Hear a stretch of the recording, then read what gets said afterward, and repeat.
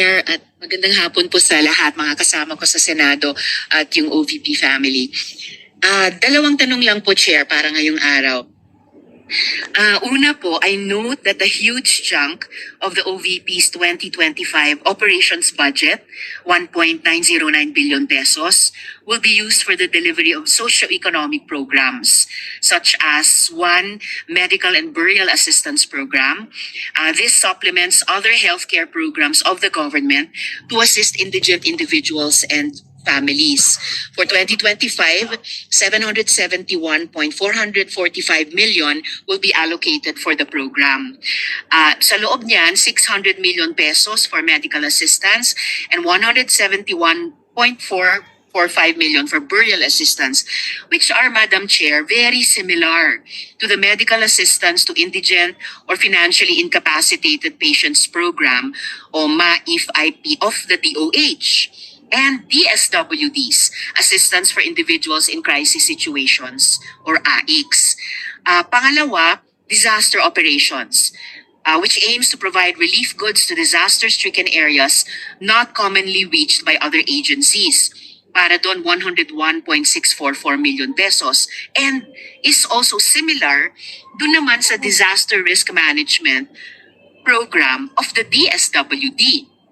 Third, relief for individuals in crisis and emergencies, or providing food boxes or food items to families who are ineligible for OVP's other services. So 50 million pesos, which is also similar to DSWD's AICS.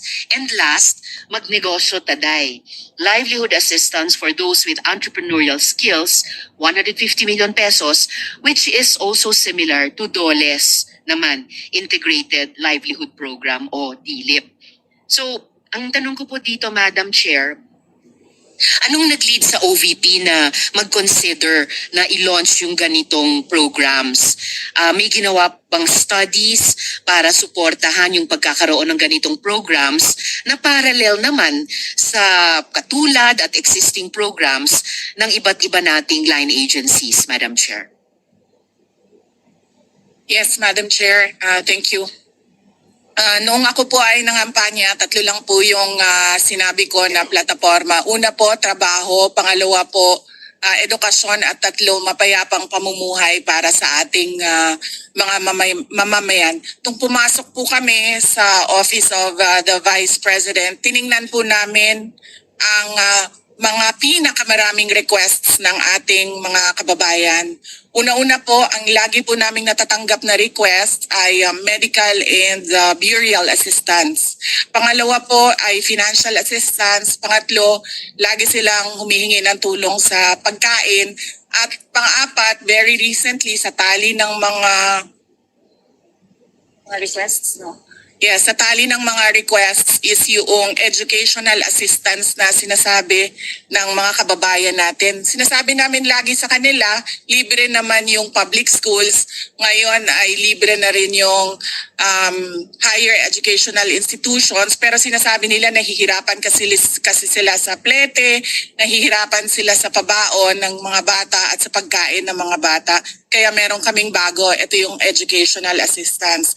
At ang panghuli naman, lagi naming natatanggap na request galing sa ating mga kababayan ay kapag sila ay naging biktima ng disaster, whether man-made or natural disasters. So sila po ay lumalapit sa Office of the Vice President. Totoo po, merong mga ibang local government units at ibang national government agencies na ganito po ang kanilang programa.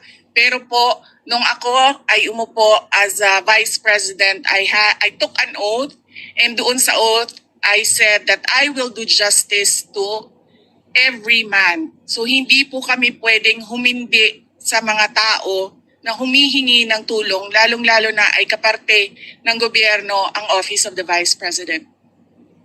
Salamat, VP, Madam Chair. Sabi nga ng VP, Madam Chair, libre na yung public school, libre na rin yung higher education, pagamat ni-note nila na sinasabi ng mga nagre-request na nahihirapan pa rin sila sa ilang mga programs na nakalodge sa ilalim ng libreng edukasyon na iyan. Kaya nga kinonsider nilang mag-launch ng ganitong mga katulad na programs. Iko-consider ba ng VP na i-lodge na lang yung mga budgets nitong mga programa doon na lang sa mga line agencies natin. Tapos mag-request na lang ang OVP ng allocation para in sync sa priorities ng executive department sa halip na magkaroon pa ng hiwalay pero magkatulad naman na programa, Madam Chair. Madam Chair, we only submit the budget and we leave it to the discretion of all the members of Congress to decide on the budget. We can only propose a budget for the Office of the Vice President. Pero magbibigay po ako ng halimbawa kung ganun po ang gagawin natin. Tulad po ng AIX ng DSWD. Kapag meron po kaming nire-refer o binibigyan ng endorsement ng AIX sa DSWD, kadalasan po nasagot sa amin ay hindi pwede dahil galing yan sa Office of the Vice President at kalaban yan. Minsan po, totoo yan na politika ang assistance para sa ating mga kababayan. Kaya po, uulitin ko, ang mga tao naman kasi hindi sila tumitingin sa politika. Tumitingin lang sila na itong opisina na ito ay opisina ng gobyerno at pwede kaming humingi ng tulong doon. And so I go back to the oath that I shall do justice to every man. At kaya po kami nandito at kaya po kami merong mga ganito na mga projects sa Office of the Vice President. Salamat VP, Madam Chair. Wini-welcome ko yung sinabi nila na the VP would leave it to the discretion of the members of Congress. Medyo nagitla ako nung sinabing minsan pag may nire-refer ang OVP para sa AIX, ang feedback ay kalaban niyan. Dahil Madam Chair, I believe tayo sa Kongreso when we appropriate the budget, merong implicit na assumption tayo doon na pagkatapos in the exercise of our oversight function, yung parehong level ng professionalism we demand of ourselves ay resumption of regularity, ina-expect natin sa lahat ng members ng executive, lalo na when they are working together. Kaya, gaya ng sinabi ko kanina, wini-welcome ko yung sinabi ni VP na they would leave it to the discretion of the members of Congress, and tayo naman ay hindi tayo bibitaw sa mahigpit nating pag-ensure na these programs be implemented by the appropriate agencies o kahit in collaboration with each other na naaayon talaga sa tamang standards above partisan politics. And therefore, at the proper time, Madam Chair, gagawa ako ng proper motion para i-lodge yung budgets ng mga programang ito sa line agencies na may klarong opportunity for OVP na mag-request for allocation as for other offices in the executive. Yung huling tanong ko sa ngayon, Madam Chair, for 2025, one of the OVP's programs, Pagbabago Campaign, 1 Million Learners Entries, involves the provision of bags to 1 million learners in remote communities while initiating tree planting activities. This gets an appropriation of 100 million pesos. Part of this campaign is an allocation of 10 million pesos for the distribution of Isang Kaibigan books, a children's book authored by the VP. Pwede po bang sabihin ni VP sa atin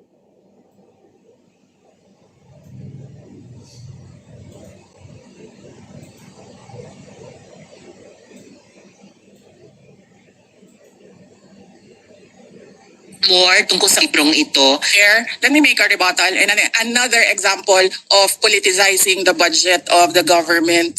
Ito pong sinabi ni Senator Risa Ontiveros na at the proper time she'll make a motion to lodge the budget, the requested budget of the OVP to the other agencies. Let me just quote Senator Risa during the Akbayan Congress.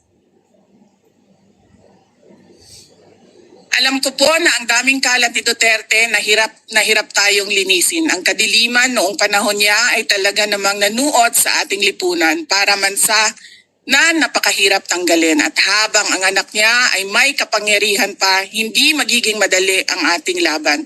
While VP Sara is in power, the threat of a full-blown Duterte comeback is still a very real and present danger.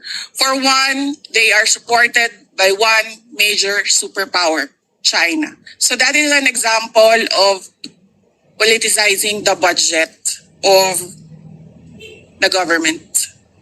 May we request, Madam Chair, that Senator Risa Ontiveros repeat the last question.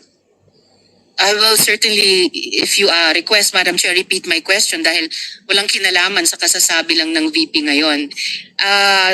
Alam nating lahat na miyembro ng iba't ibang partido, yung speeches natin sa ating mga kamiyembro sa mga party congresses ay hiwalay na event dito sa budget debates. So, I really take exception dun sa sinabi ni VP na rebuttal iyan dahil halimbawa ito sa politicizing. In fact, wala akong tinanong tungkol sa China o kahit sino pa mang ibang bansa dito sa budget hearing na to.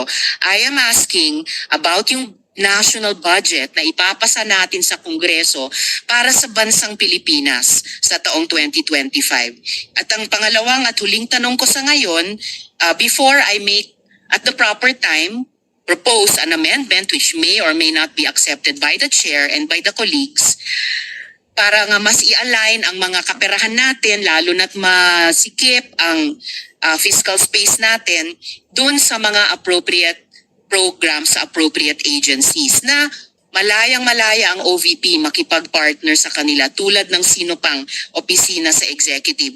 Ang tanong ko po ay ilang mga libro ng isang kaibigan ay bibilihin at i-distribute at ano, if the VP could tell us more about the contents ng librong ito. Madam Chair. Madam Chair, the book is not for sale. We only pay for the publication of the book. And we will send Senator Ontiveros a copy so that she will know what is the content of the book. Oh, this question is not only for me, Madam Chair, para rin para sa mga kasama dito sa budget hearing. Baka ilang araw pa bago mapadala at mabasa ko, which I certainly will. But I am asking a question bilang isang mambabatas sa head of agency ng isang opisina sa executive dito sa budget hearing na to. Simpleng tanong.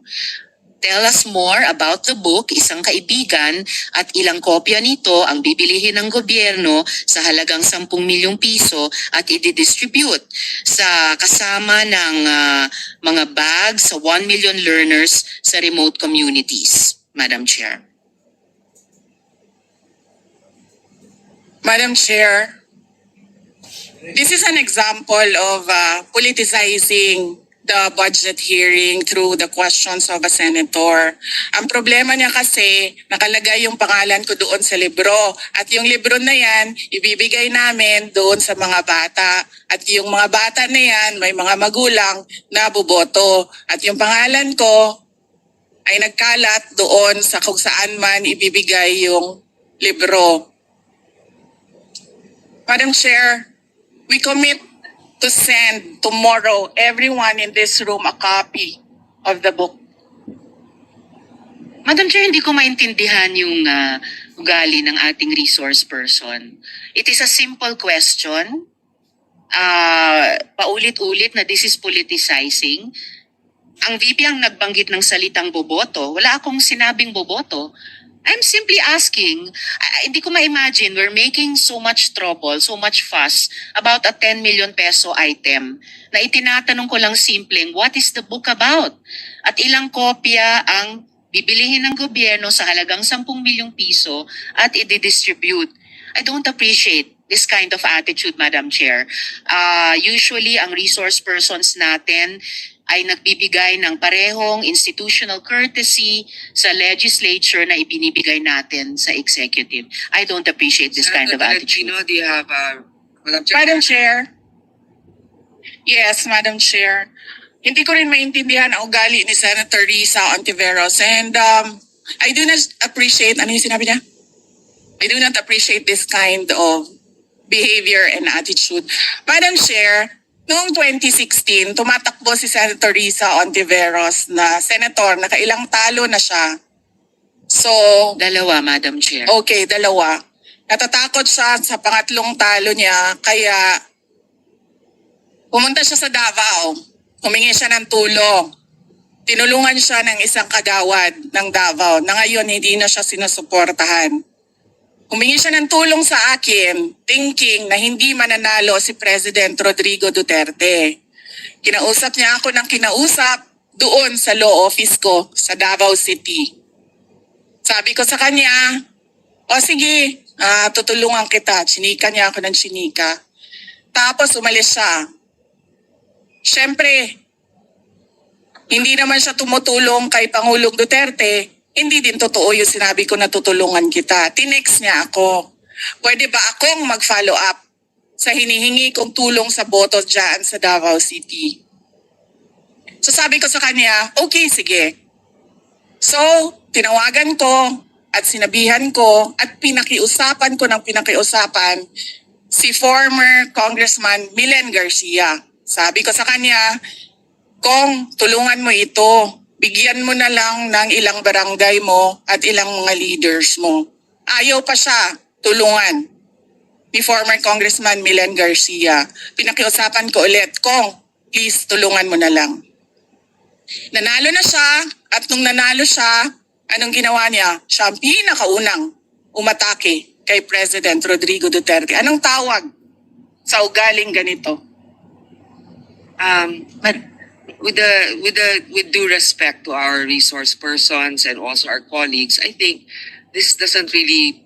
I understand there's history among all of us here, but I think that we should really stick to the budget. And I think this is just being very objective. I would like to ask also, since we're going to be furnished a copy tomorrow, we can look at it and evaluate what the content of the book is. But maybe just a general, we won't ask line by line, ano ba yung libro na yan? But tell me, is it for good manners and right conduct? That's fine. Is it science? Is it history? So maybe just a general one, so we can just answer it. Because I understand that every office will have its own advocacy and initiative. So, but then, I don't think it's also wrong for us to be curious what it is about. So just a general one. Any of the undersecretaries can tell me what the topic of the book is. Is it history? What is it? Madam Chair, the explanation is in the title, Isang Kaibigan. It's about friendship. Okay.